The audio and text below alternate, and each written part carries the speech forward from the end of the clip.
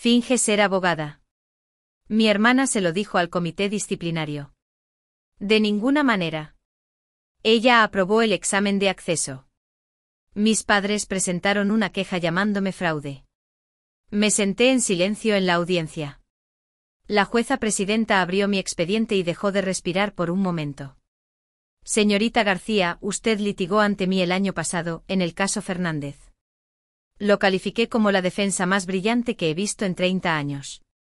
¿Por qué su familia alega esto?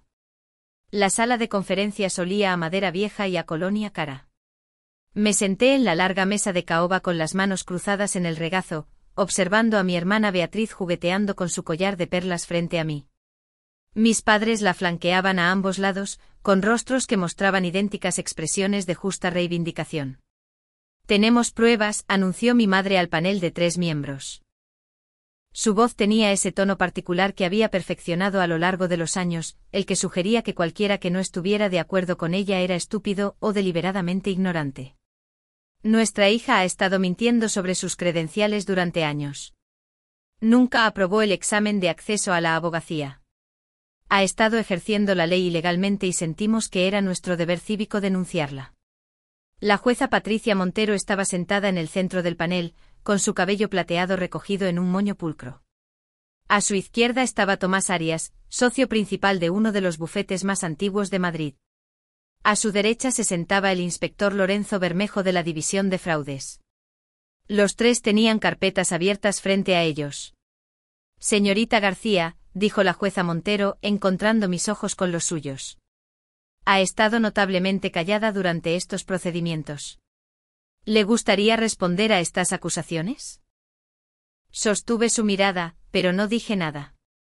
Mi abogado Guillermo Blanco me había aconsejado que los dejara hablar. Que dejara que construyeran su caso. Que se sintieran confiados. Beatriz se inclinó hacia adelante haciendo crujir su blusa de diseñador. Señoría, mi hermana siempre ha sido una decepción para la familia. Apenas terminó el bachillerato. Fue a una universidad pública pequeña en Soria de la que nadie ha oído hablar. La idea de que pudiera aprobar el examen de acceso a la abogacía en Madrid es risible. Mi padre asintió vigorosamente. Intentamos apoyarla, dijo con la voz cargada de una tristeza manufacturada. Realmente lo hicimos, pero ha estado viviendo en un mundo de fantasía. Cuando descubrimos que realmente estaba representando clientes, supimos que teníamos que actuar. La expresión de la jueza Montero permaneció neutral, pero algo parpadeó en sus ojos. Abrió el expediente frente a ella y vi cómo cambiaba su rostro. El ligero ensanchamiento de sus ojos, la pausa en su respiración, la forma en que sus dedos se apretaron en el borde del papel. Señorita García, dijo lentamente. Usted argumentó ante mí el año pasado, en el caso Fernández. La sala se quedó en silencio. La recuerdo bastante claramente, continuó la jueza Montero, su voz tomando una calidad diferente. Lo llamé la defensa más brillante que había visto en 30 años en el estrado. ¿Por qué su familia afirma que no es una abogada colegiada? El rostro de mi madre palideció. La boca de Beatriz se abrió y cerró como un pez boqueando aire. Quizás, dije en voz baja hablando por primera vez, deberíamos empezar desde el principio. Crecer como la menor de 2 hijas en la casa de los García significaba vivir a la sombra de Beatriz. Mi hermana era todo lo que mis padres querían, hermosa, encantadora, popular sin esfuerzo. Sacaba sobresalientes sin estudiar. Salía con el capitán del equipo de regatas y fue aceptada en ICADE antes de que terminara su último año de colegio. Yo fui el accidente que llegó 7 años después. El bebé sorpresa que mi madre mencionaba a veces después de su 3ª copa de vino en las cenas. Donde Beatriz era rubia y esbelta, yo era morena y robusta. Donde ella sobresalía naturalmente, yo luchaba y peleaba por cada notable bajo. Mis padres dejaron claro que hija era el premio y cuál era el consuelo. ¿Por qué no puedes ser más como tu hermana?, se convirtió en el estribillo favorito de mi madre, entregado con creciente frustración a medida que avanzaba en mi adolescencia. La comparación cristalizó durante el verano después de mi 2º año de instituto. Beatriz acababa de terminar su primer año de Derecho en la universidad privada más prestigiosa, y mis padres organizaron una cena de celebración en nuestra casa en La Moraleja. Vinieron 20 personas, todas ansiosas por brindar por su niña de oro. Yo serví aperitivos con un vestido negro que mi madre había comprado específicamente para la ocasión, interpretando el papel de hermana menor servicial mientras Beatriz daba cátedra sobre Derecho Constitucional y su pasantía de verano en un prestigioso bufete del barrio de Salamanca. ¿Y qué hay de ti?, me preguntó la señora Crespo de al lado, su voz tropezando con cortés desinterés. ¿Cuáles son tus planes para la universidad? Antes de que pudiera responder, mi madre interrumpió. O probablemente irá a alguna universidad pública de provincias. Tal vez estudie algo práctico como higiene dental. El desdén en su voz dolió más que las palabras mismas. Beatriz se rió. Ese sonido tintineante que todos encontraban tan encantador.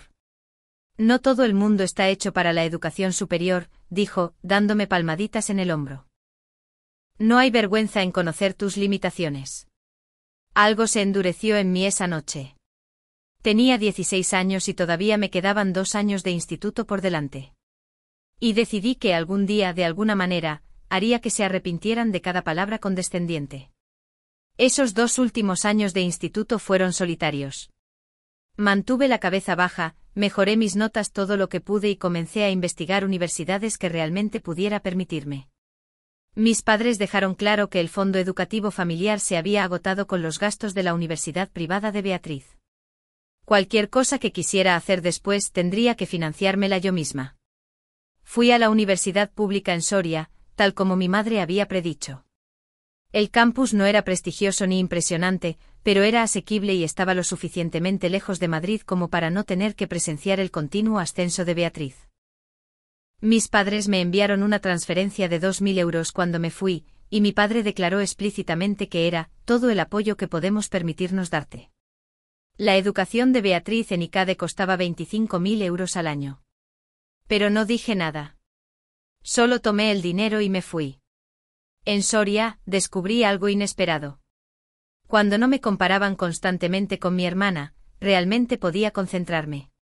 Tomé una carga completa de asignaturas y trabajé 30 horas a la semana en una cafetería local poniendo tapas. Mis notas subieron. Para mi segundo semestre, tenía un expediente perfecto. Mi tutora, la profesora Ruth Andrés, se dio cuenta. Era una exfiscal que había dejado el mundo legal tras la muerte de su marido y se había establecido enseñando introducción al derecho.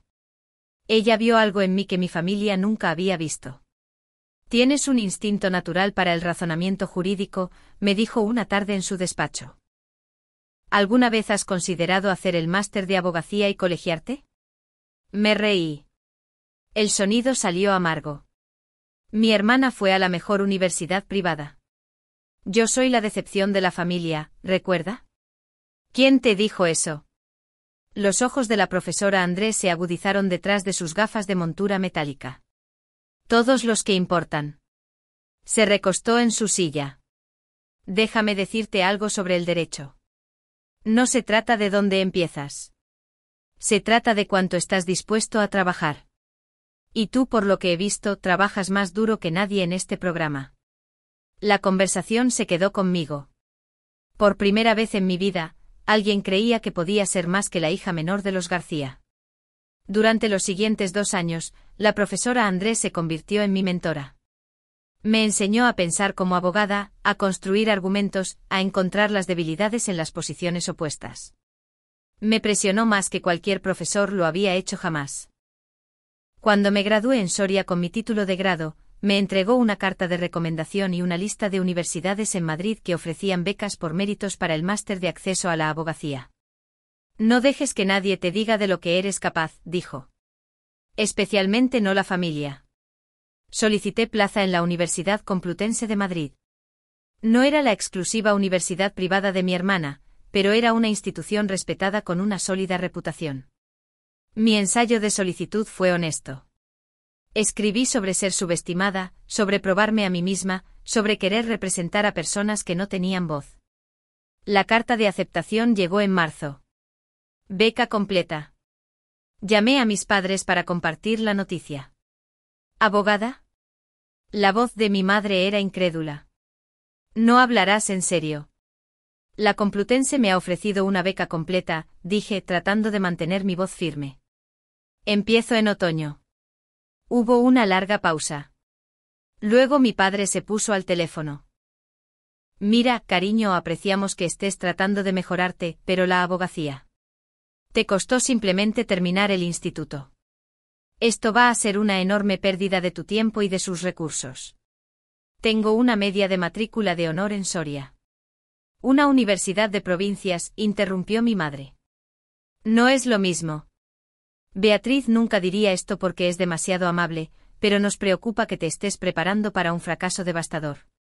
La facultad de Derecho es increíblemente difícil. Tal vez deberías pensar en algo más realista. Colgué antes de que pudieran decir algo más. Luego empaqueté todo lo que poseía en mi Seat Ibiza de 15 años y conduje hasta Madrid. La facultad de Derecho fue brutal. Mis padres tenían razón en una cosa, era increíblemente difícil. Estudiaba 80 horas a la semana, vivía a base de fideos instantáneos y bocadillos de choped, y apenas dormía. Los otros estudiantes venían de mejores colegios, mejores entornos. Tenían conexiones familiares y oportunidades de prácticas alineadas antes de que terminara el primer semestre. Yo no tenía nada, excepto las palabras de la profesora Andrés resonando en mi cabeza y una necesidad ardiente de demostrarles a todos que estaban equivocados. Mi familia no me visitó. No llamaron. Cuando llegó la Navidad en mi primer año, trabajé como camarera en un restaurante del centro en lugar de ir a casa. Nochevieja fue igual. Mis padres enviaron una tarjeta con un billete de 50 euros dentro y una nota que decía, pensando en ti durante este momento difícil. Beatriz, mientras tanto, se había convertido en socia junior en su bufete de Madrid. El Facebook de mi madre estaba lleno de fotos. Beatriz en galas benéficas. Beatriz recibiendo premios. Beatriz siendo entrevistada para revistas jurídicas. La niña de oro continuaba brillando. Yo estudié más duro. Para el segundo año, algo cambió. La ley comenzó a tener sentido de una manera que no lo había tenido antes. Podía ver los patrones, los argumentos, las estrategias.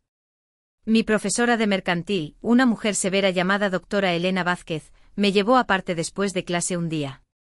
Tiene habilidades analíticas excepcionales, dijo. ¿Ha pensado en colaborar con la revista jurídica de la facultad? No lo había hecho. La revista era para los mejores estudiantes, los destinados a grandes bufetes y oposiciones de élite, no para chicas de provincias con 3 trabajos a tiempo parcial. Debería solicitarlo, continuó la doctora Vázquez. Le escribiré una recomendación. Entré en la revista jurídica.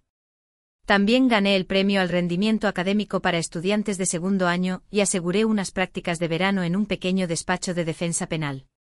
Cuando llamé para contárselo a mis padres, mi madre suspiró. Eso es agradable, querida. Beatriz acaba de comprometerse. Él tiene un MBA por Harvard. Planean una boda en primavera. Por supuesto que sí. Tercer año, me gradué.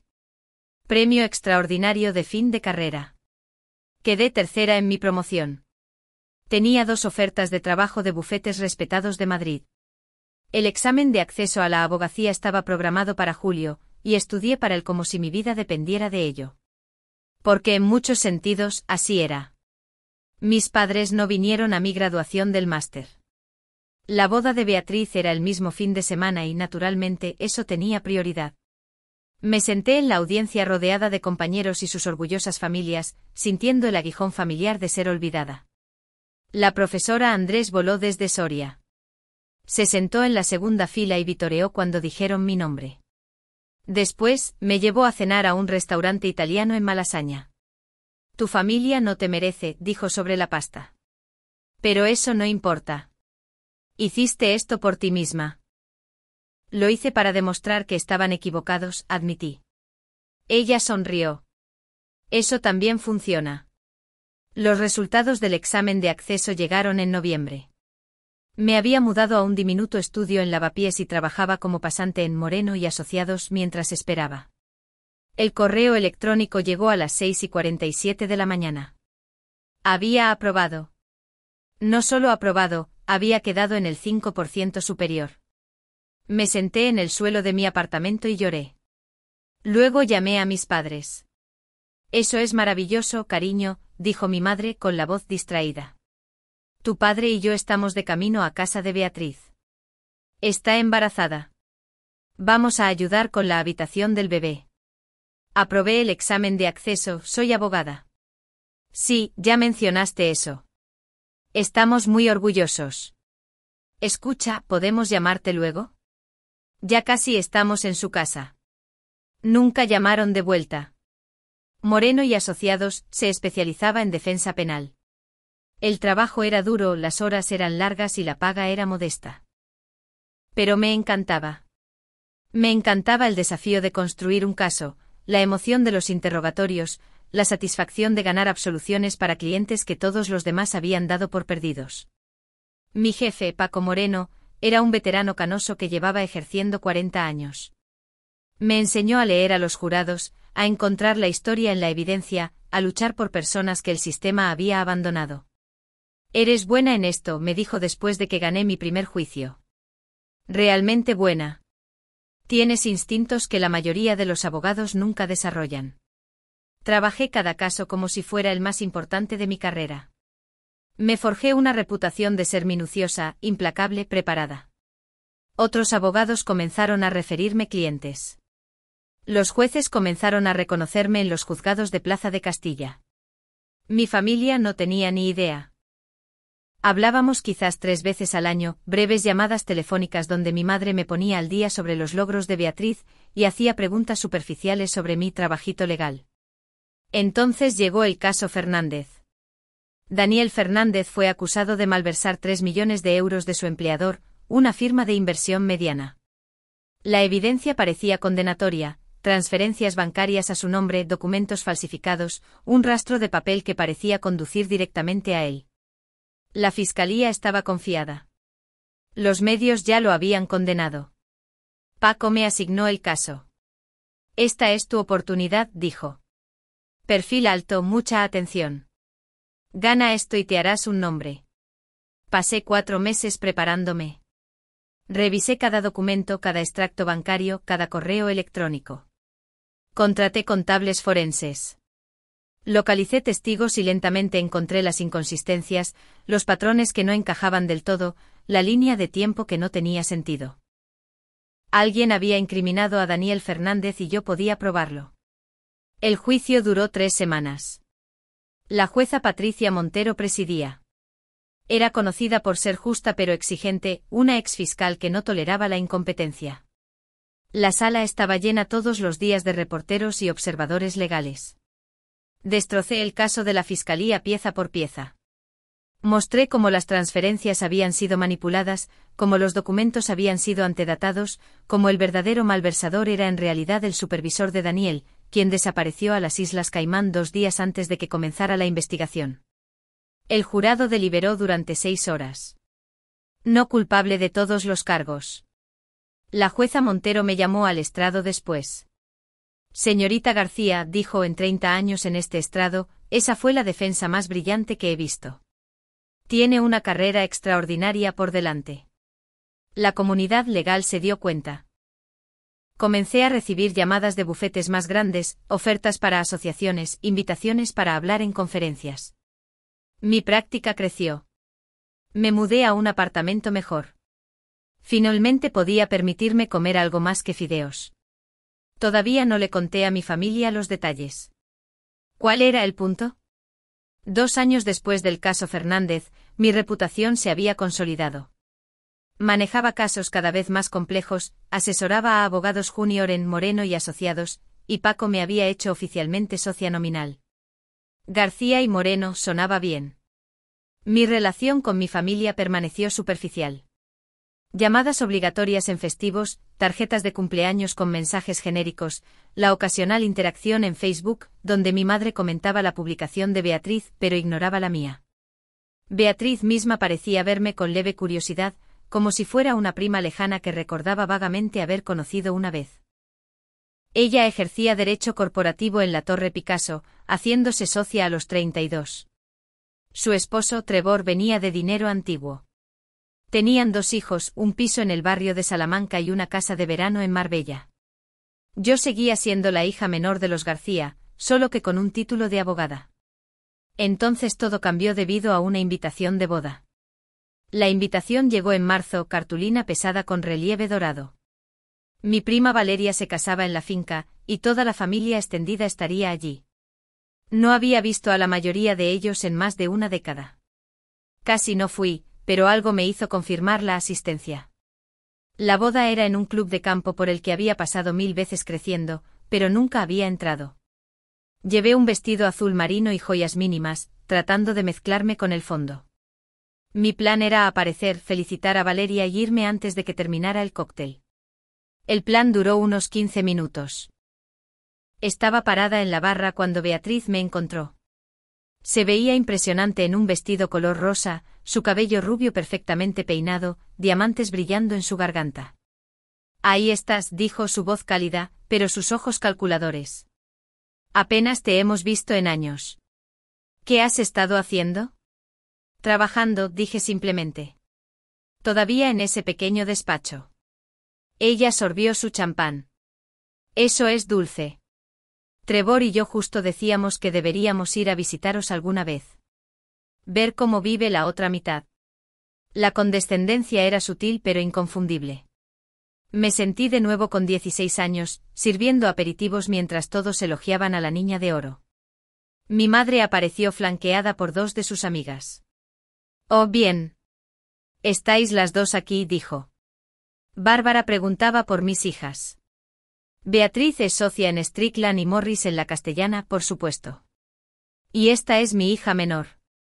¿Hace algún tipo de trabajo legal?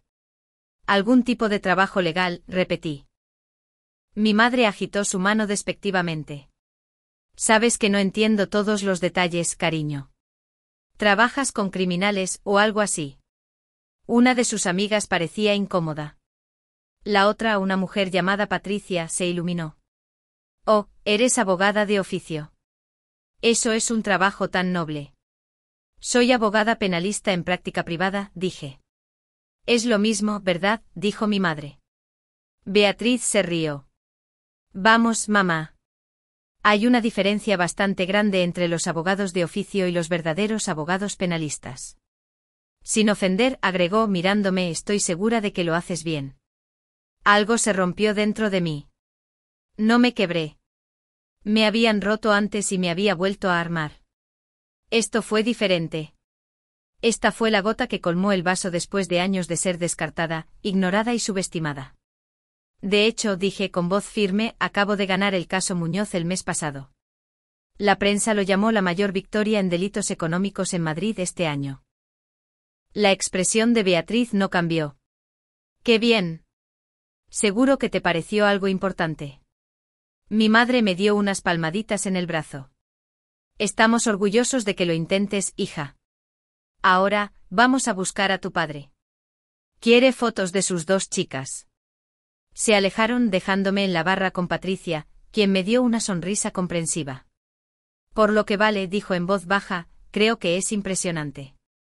El derecho penal es increíblemente difícil. Le di las gracias y pedí otra bebida. Me quedé el resto de la recepción, viendo interactuar a mi familia, escuchándolos elogiar los logros de Beatriz mientras evitaban cuidadosamente preguntarme sobre los míos. Cuando llegué a casa esa noche me senté en mi salón y tomé una decisión. Había terminado de tratar de ganar su respeto. Había terminado de esperar a que me vieran. Pero tampoco iba a dejar que me disminuyeran más. 4 meses después de la boda, recibí una llamada de Guillermo Blanco, un abogado con el que había trabajado en algunos casos. Sonaba preocupado. ¿Estás sentada?, preguntó. ¿Qué pasa? Alguien presentó una queja ante el colegio de abogados contra ti. Mi sangre se heló. ¿Qué? Afirman que falsificaste tus credenciales. ¿Que nunca aprobaste realmente el examen de acceso? Que has estado ejerciendo la abogacía ilegalmente durante años. Eso es una locura. ¿Quién? Tu familia, dijo Guillermo. Tus padres y tu hermana presentaron una queja conjunta. Tienen documentación, declaraciones juradas. Afirman que mentiste sobre graduarte en Derecho y falsificaste tu certificado de colegiación. No podía respirar. ¿Hicieron qué? Va a haber una audiencia. La comisión deontológica quiere investigar. Esto es serio. Si creen en las acusaciones, podrías perder tu licencia. Podrías enfrentar cargos penales. Me senté pesadamente en mi sofá. Mi familia realmente había hecho esto. Intentaban destruir mi carrera porque finalmente había logrado algo que no podían descartar. Necesito que me representes, dije. Ya estoy en ello, respondió Guillermo. Pero esto es malo. Incluso las acusaciones infundadas pueden dañar tu reputación. Necesitamos averiguar por qué están haciendo esto. Yo sabía por qué. Porque había dejado de ser invisible. Porque había tenido éxito de una manera que no podían ignorar. Porque la hija decepción se había convertido en algo que no podían controlar. La documentación que mi familia presentó era elaborada. Habían recopilado viejos boletines de notas del instituto mostrando mis calificaciones mediocres. Habían encontrado personas dispuestas a firmar declaraciones juradas diciendo que siempre había tenido dificultades académicas. Incluso habían obtenido de alguna manera registros de la Universidad de Soria, aunque convenientemente omitieron la parte sobre mi expediente perfecto. La declaración de Beatriz era particularmente detallada. Afirmaba que yo había estado celosa de su éxito durante años y había comenzado a hacerme pasar por abogada para competir con ella. Dijo, se volvió delirante creando una vida de fantasía donde era una abogada exitosa en lugar de aceptar sus limitaciones. La declaración de mis padres era peor. Me describían como problemática e inestable, alguien que siempre había tenido dificultades para distinguir la realidad de la ficción. Expresaron su preocupación por cualquier cliente al que pudiera estar engañando e instaron al comité a investigar a fondo. Era un asesinato de carácter disfrazado de deber cívico. Guillermo revisó todo con creciente incredulidad. Esto es vengativo, dijo. Están tratando de arruinarte. ¿Pueden hacerlo? No, dijo con firmeza. Porque todo lo que afirman es falso. Te graduaste de la Complutense. Aprobaste el examen de acceso. Eres una abogada colegiada en pleno derecho. Esto es acoso. Pero tenemos que pasar por la audiencia porque el colegio tiene que investigar todas las quejas. Es el procedimiento. Pero una vez que vean la evidencia, tus expedientes reales, tus resultados del examen, tus registros judiciales, esto será desestimado inmediatamente. Asentí, pero el miedo se enroscó en mi estómago. Mi familia había ido a tierra quemada. Si la audiencia se hacía pública, las acusaciones por sí solas podrían dañar mi reputación. Los clientes podrían perder la fe. Los jueces podrían verme de manera diferente. Todo lo que construí podría desmoronarse porque mi familia no soportaba verme triunfar. La audiencia estaba programada para un martes por la mañana en octubre. Llegué al edificio del Colegio de Abogados con Guillermo, con el estómago revuelto. Nos preparamos meticulosamente. Cada documento estaba organizado, cada hecho verificado. Mi familia ya estaba allí. Mis padres se sentaron juntos, vestidos formalmente, con expresiones graves. Beatriz se sentó a su lado con un traje gris marengo, luciendo en cada centímetro como la abogada exitosa. Habían traído a su propio abogado, un tipo de un bufete rancio que se especializaba en casos de mala conducta profesional. Realmente se habían comprometido a destruirme. El panel de 3 miembros entró. La jueza Montero, Tomás Arias y el inspector Bermejo. Sentí una pequeña oleada de alivio al ver a la jueza Montero. Ella me conocía. Había visto mi trabajo, pero también sabía que tendría que ser imparcial. La audiencia comenzó. El abogado de mis padres presentó su caso con impresionante teatralidad. Pintó una imagen de una mujer joven y problemática que había fabricado una carrera entera. Me llamó desesperada, delirante, peligrosa. Beatriz testificó. Habló sobre cómo siempre había sido la niña problemática, cómo había luchado en la escuela, cuán preocupada estaba la familia cuando comencé a afirmar ser abogada. Incluso le decía a la gente que había ganado casos importantes, dijo Beatriz, con la voz cargada de falsa tristeza. Describía estos juicios elaborados en detalle. Era desgarrador verla. Mi madre testificó. Habló sobre mi infancia difícil, mis luchas académicas, mi supuesta desconexión de la realidad. Mi padre testificó. Afirmó que intentaron conseguirme ayuda, pero me había negado. Dijo que presentar la queja fue lo más difícil que habían hecho, pero se sentían moralmente obligados. A través de todo me senté en silencio. Guillermo me había aconsejado no reaccionar, no participar. Dejarlos hablar. Dejarlos sentirse confiados. Entonces fue nuestro turno. La jueza Montero me miró. Señorita García, he estado notablemente callada durante estos procedimientos. ¿Le gustaría responder a estas acusaciones? Encontré su mirada. Señoría, me gustaría dejar que mi expediente hable por sí mismo. Guillermo comenzó a presentar nuestra evidencia. Mi expediente de la Complutense mostrando que me había graduado con honores. Mi certificado de aprobación del examen de acceso. Mi carné de colegiada para ejercer la abogacía en Madrid. Referencias de carácter de profesores, colegas, jueces. Tomás Arias hojeó los documentos, su expresión cambiando del escepticismo a la confusión. Entonces la jueza Montero abrió mi expediente de casos. El registro detallado de cada caso que había argumentado, cada moción que había presentado, cada cliente que había representado. Dejó de respirar por un momento. Sus ojos se abrieron. Me miró con algo parecido al reconocimiento. Señorita García, dijo lentamente. Usted argumentó ante mí el año pasado, en el caso Fernández. La sala se quedó en silencio. La recuerdo bastante claramente, continuó la jueza Montero. Lo llamé la defensa más brillante que había visto en 30 años en el estrado. ¿Por qué su familia afirma que no es una abogada colegiada? El rostro de mi madre se quedó sin color. La boca de Beatriz se abrió, se cerró y se volvió a abrir. Mi padre agarró el borde de la mesa. Guillermo se puso de pie. Señoría, si me permite. La evidencia muestra claramente que la señorita García no solo es una abogada colegiada, sino una excepcionalmente lograda. Se graduó con honores. Aprobó el examen en su primer intento, quedando en el 5% superior. Ha argumentado docenas de casos exitosos, muchos en su tribunal y otros en todo el estado. Colocó otra pila de documentos sobre la mesa. Estos son registros de los casos de la señorita García en los últimos 5 años. Victorias, acuerdos, menciones judiciales. Ha construido una reputación impecable en la comunidad legal. El inspector Bermejo habló. Estoy confundido. La queja sugiere que la señorita García no tiene educación legal y ha estado cometiendo fraude. Pero esta evidencia contradice claramente eso. Porque la queja es falsa, dijo Guillermo. Deliberada y maliciosamente falsa. Tomás Arias miró a mi familia. ¿Verificaron algo de esto antes de presentar su queja? El abogado de mis padres barajó sus papeles. Confiamos en las afirmaciones de buena fe de nuestros clientes.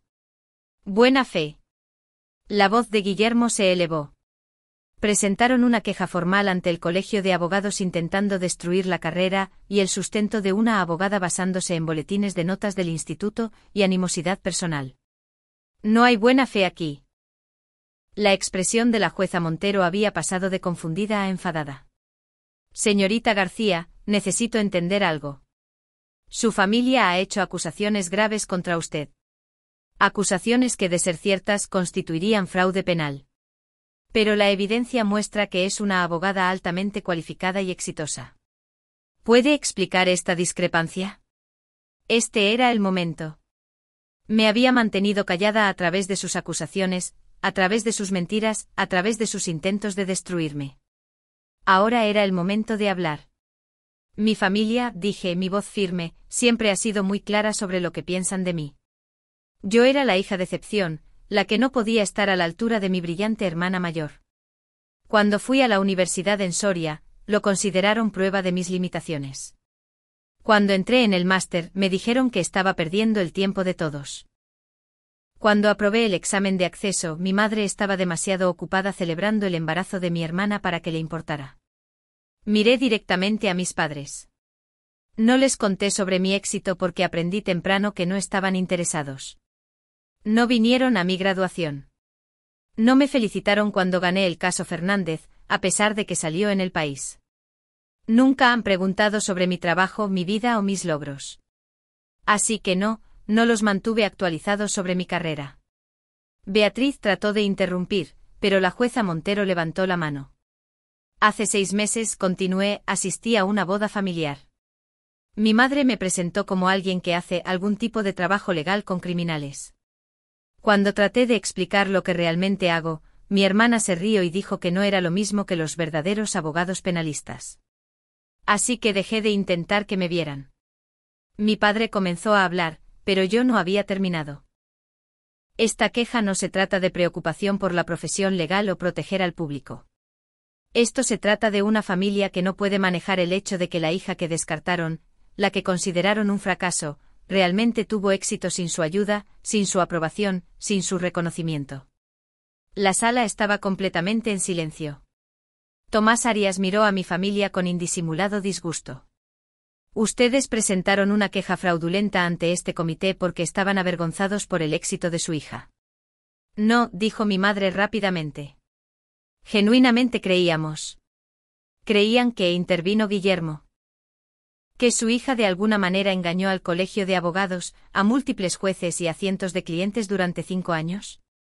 ¿Qué argumentó casos legales complejos sin que nadie notara que no estaba cualificada?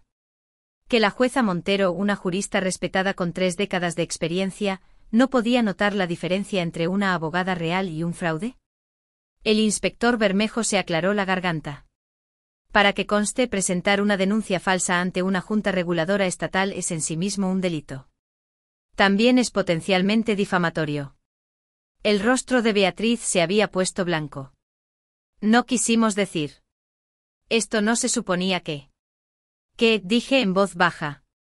¿No pensaron que habría consecuencias? ¿Pensaron que podían destruir mi carrera y no enfrentar repercusiones? La jueza Montero cerró mi expediente. Su expresión era severa. Esta audiencia ha concluido.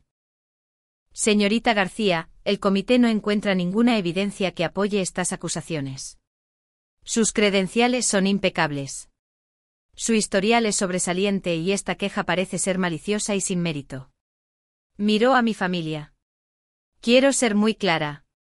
Han intentado usar este comité como un arma contra una abogada colegiada con un historial limpio. Han desperdiciado recursos del Estado y el tiempo de este panel. Han dañado potencialmente la reputación de la señorita García con acusaciones infundadas. Esto es inconcebible. Tomás Arias asintió. Ejerzo tanto en Madrid como en Barcelona. Señorita García, dijo mirando a Beatriz, que ejercía en un gran bufete. Informaré de este incidente al colegio de abogados correspondiente. Se toman la conducta profesional muy en serio. Los ojos de Beatriz se abrieron. No puede. No hice nada malo. Solo creí lo que mis padres. Usted es abogada, dijo Arias fríamente. Debería haber sabido que no se firman declaraciones juradas haciendo acusaciones graves sin verificar los hechos. Eso es ética legal básica. El inspector Bermejo se puso de pie. Señor y señora García, voy a necesitar que me acompañen. Presentar una denuncia falsa es un asunto penal. Mi madre jadeó. Mi padre trató de discutir. Su abogado intentó intervenir, pero el inspector Bermejo se mostró impasible. La jueza Montero se dirigió a mí directamente. Señorita García, en nombre de este comité, me disculpo por el calvario por el que ha pasado. Se ha comportado con notable profesionalidad durante este proceso. Su reputación en la comunidad legal permanece intacta. Gracias, señoría. Mientras el panel se levantaba para irse, la jueza Montero hizo una pausa. Una cosa más. La estoy recomendando para el premio a la excelencia profesional del Colegio de Abogados. La nominación ha estado pendiente durante meses, y después de revisar su expediente hoy, estoy segura de que se lo merece. Sentí que las lágrimas amenazaban con salir, pero las contuve. No lloraría frente a mi familia. No ahora. Las secuelas fueron rápidas y brutales. El inspector Bermejo llevó a mis padres a interrogar. Aunque finalmente no fueron encarcelados, la investigación fue exhaustiva y humillante. El periódico local publicó una historia sobre la denuncia falsa. Las amigas de mi madre dejaron de llamar. Beatriz enfrentó una acción disciplinaria del Colegio de Abogados por firmar declaraciones falsas. Recibió una reprimenda formal y tuvo que tomar cursos de ética adicionales. Más dañino fue el golpe a su reputación. Se corrió la voz en los círculos legales sobre lo que había hecho. Los clientes empezaron a hacer preguntas incómodas. Su bufete le sugirió que se tomara una excedencia. El abogado de mis padres envió una carta intentando explicar que todo había sido un malentendido. Guillermo respondió con una carta describiendo nuestra intención de presentar una demanda por difamación a menos que emitieran una disculpa pública y retiraran todas las acusaciones formalmente. Cumplieron en una semana. La disculpa pública fue breve y obviamente dolorosa para ellos. Apareció en la prensa y en varias publicaciones legales reconociendo que su queja había sido infundada, y que yo era una abogada lograda y con licencia. No fue suficiente para reparar el daño a nuestra relación. Pero, de nuevo, nuestra relación había estado rota durante mucho tiempo.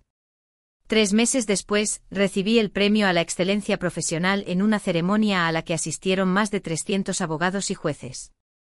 La jueza Montero lo presentó personalmente. Mi familia no estaba allí. No los invité. La profesora Andrés voló desde Soria. Se sentó en la primera fila. Después cenamos en el mismo restaurante italiano donde habíamos celebrado mi graduación. Te lo dije, dijo levantando su copa. No dejes que nadie te diga de lo que eres capaz, especialmente no la familia. Tenías razón, dije. Ella sonrió. Entonces, ¿qué sigue? ¿Oferta de un gran bufete? ¿Carrera política? Sacudí la cabeza. Me quedo donde estoy. Moreno y Asociados es donde pertenezco. Bufete pequeño, gran impacto. Paco está hablando de hacerme socia nominal. García y Moreno, reflexionó la profesora Andrés. Suena bien. Y lo hacía. Pasó un año. Mi práctica continuó creciendo. Mis padres llamaron una vez 6 meses después de la audiencia. La voz de mi madre era rígida, formal. Queríamos ver cómo estabas, dijo. Estoy bien, respondí. Eso es bueno. Tu padre y yo hemos estado pensando en lo que pasó. Puede que hayamos reaccionado exageradamente. Puede que hayamos reaccionado exageradamente. No nos equivocamos, o lo sentimos. Como si se hubieran molestado por algo menor en lugar de intentar destruir mi carrera. ¿Hay algo más?, pregunté. Una larga pausa. Beatriz está luchando. La reprimenda la hirió profesionalmente. Podría tener que dejar su bufete. Ah, ahí estaba. No llamaban para disculparse. Llamaban porque la niña de oro estaba empañada y necesitaban a alguien a quien culpar. Lamento escuchar eso, dije, y lo decía en serio. No porque me sintiera culpable, sino porque genuinamente sentía lástima por Beatriz. Había sido criada para creer que era mejor que todos los demás, y ahora estaba aprendiendo que las acciones tenían consecuencias. Esperábamos que pudieras hablar con algunas personas, continuó mi madre. Usar tus conexiones. Ayudarla a encontrar un nuevo puesto. La audacia era impresionante. No, dije simplemente. Pero es tu hermana, protestó mi madre. La familia ayuda a la familia. La familia, repetí lentamente, no presenta quejas falsas tratando de destruir las carreras de los demás. La familia no firma declaraciones juradas afirmando que su hija es delirante. La familia no pasa años haciendo que alguien se sienta inútil y luego pide favores cuando es conveniente. Mi padre se puso al teléfono. Estás siendo mezquina. Cometimos un error, pero guardar rencor no es productivo. Beatriz necesita ayuda. Beatriz es una mujer adulta y una abogada colegiada. Tomó decisiones. Firmó documentos legales haciendo acusaciones falsas. Esas decisiones tienen consecuencias. Ese no es mi problema para arreglar. Después de todo lo que hicimos por ti, dijo mi madre, su voz elevándose con familiar indignación. Te criamos. Te apoyamos. Me disteis 2.000 euros para la universidad, dije. Le disteis a Beatriz 25.000 euros al año. Vinisteis a todos sus eventos y a ninguno de los míos. Celebrasteis sus victorias y descartasteis las mías. Le dijisteis a la gente que hacía algún tipo de trabajo legal, mientras presumíais de su asociación. Así que no podéis afirmar que me apoyasteis. Seguimos siendo tus padres, dijo mi padre. Eso tiene que significar algo. Lo hace, estuve de acuerdo. Significa que seré civilizada si nos vemos en eventos familiares. Significa que no os demandaré por difamación, aunque tengo motivos, pero no significa que os deba nada más allá de la cortesía básica. La línea se quedó en silencio por un largo momento. Lo intentamos, dijo mi madre finalmente con voz fría. Intentamos acercarnos para arreglar las cosas. Si quieres ser terca e implacable, esa es tu elección. Pero no esperes que sigamos intentándolo. No lo haré, dije y colgué. La llamada me dejó temblando, pero también extrañamente liberada. Durante años una parte de mí había esperado que finalmente me vieran. Realmente me vieran. Esa esperanza finalmente estaba muerta. Y su ausencia se sentía como un alivio. Guillermo llamó al día siguiente. El abogado de tu madre contactó. Quieren resolver posibles reclamos discretamente. Ofrecen una suma sustancial si firmas un acuerdo de confidencialidad sobre todo el incidente. ¿Cuánto? Nombró una cifra de 6 ceros. Suficiente para pagar mi hipoteca, expandir mi práctica y no preocuparme nunca más por el dinero. ¿Qué piensas?, pregunté. Creo que tienen miedo, dijo Guillermo. Miedo de que escribas sobre esto, hables públicamente, dañes más su reputación. El dinero es para comprar tu silencio. Lo pensé exactamente 10 segundos. Diles que no. No voy a firmar nada. Si quiero discutir lo que pasó, lo haré. No pueden pagarme para fingir que no ocurrió. Guillermo se rió. Esperaba que dijeras eso. 2 años después de la audiencia, recibí un correo electrónico inesperado. Era de Beatriz. El asunto decía: lo siento. Beatriz escribió sobre cómo había perdido su trabajo, cómo su matrimonio se estaba desmoronando, cómo había pasado los últimos 2 años en terapia tratando de entender por qué había participado en destruir la carrera de su propia hermana. Admitió que había estado celosa cuando me vio en la boda. Confesó que siempre me había visto como inferior, la forma en que nuestros padres le habían enseñado a hacerlo, y verme tener éxito había amenazado su identidad como la niña de oro. Me dije a mí misma que estaba protegiendo la profesión legal, escribió. Pero realmente solo estaba tratando de derribarte porque no podía soportar que fueras buena en algo. Terminé de leer y cerré mi portátil. No respondí. 5 años después, fui invitada a hablar en la graduación de la Facultad de Derecho de la Complutense. La profesora Andrés estaba en la audiencia. Me paré en el podio mirando a 200 estudiantes. Algunos de vosotros venís de familias de abogados, dije. Pero algunos no tenéis esas cosas. Algunos sois abogados de primera generación. Quiero que sepáis algo, vuestro camino puede ser más difícil, pero eso no hace que vuestro éxito sea menos legítimo. De hecho, lo hace más impresionante. Miré directamente a una joven en la tercera fila que lloraba en silencio. Y cuando la gente intente disminuir lo que habéis logrado, recordad esto: su opinión sobre vosotros no es la verdad. Vuestro trabajo es la verdad. Vuestros casos son la verdad. Aferraos a eso. 10 años después, mi práctica se había expandido. Ganamos más casos de los que perdimos. Cambiamos vidas. Paco se retiró a pescar en Galicia. La profesora Andrés falleció pacíficamente, dejándome una carta que decía: siempre supe que lo lograrías. Nunca me reconcilié con mis padres. Escuché que se habían mudado a la costa, que se habían vuelto algo reclusos. No sentí nada al respecto. Yo era la abogada García, socia nominal, ganadora de premios, mentora. Yo era la mujer que había argumentado el caso Fernández. Yo era exactamente quien siempre había estado destinada a ser. Y llegué allí yo sola.